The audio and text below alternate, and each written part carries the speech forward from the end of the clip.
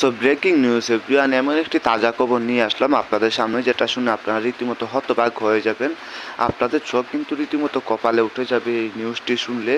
গোপন একটি খবরের মাধ্যমে জানা গেল যে শাকিব খান নাকি আবারও গোপনে ইদিকা পালকে বিবাহ করে ফেলছেন, বা ইদিকা পালকে শাকিব খান বিয়ে করেছেন। সেটা সত্যতা কি সব কিছু আপনাদেরকে জানাবো এবং প্রমাণ সহকারে জানাবো। আপনারা জানেন যে প্রিয়তমা নামের একটি মুভিতে ইদিকা পাল এবং শাকিব খান দুজনে একসাথে জুটি বেঁধেছিলেন, এবং এই মুভিটা ছিল শাকিব খানের কেরিয়ারের সবচেয়ে সফল মুভি বা সবচেয়ে ব্যবসা সফল মুভি।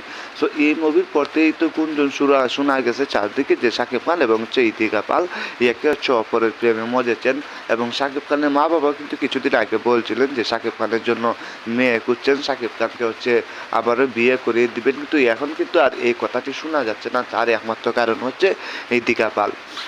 এখন ইন্ডিয়ান কিছু গণমাধ্যম জানিয়েছে যে শাকিব খান গোপনে ইদিকা পালকে বিয়ে করে ফেলছেন, হয়তো খুব শীঘ্রই সেটা প্রকাশ করবেন। এবং আপনারা এটাও জানেন যে বরবাদ নামের একটা মুভি, সেই মুভিতে কিন্তু শাকিবের বিপরীতে নায়িকা হিসেবে কাজ করবেন ইদিকা পাল। সো এখান থেকে একদম শিওর হয়ে যাচ্ছে যে শাকিব খানের দ্বিতীয় বউ বা তৃতীয় বউ হতে যাচ্ছেন ইদিকা পাল, বাংলাদেশের নতুন ভাবি হতে যাচ্ছেন ইদিকা পাল। সো আপনাদের কাছে এই বিষয়টা কেমন সেটা একটু কমেন্টে জানিয়ে দিবেন।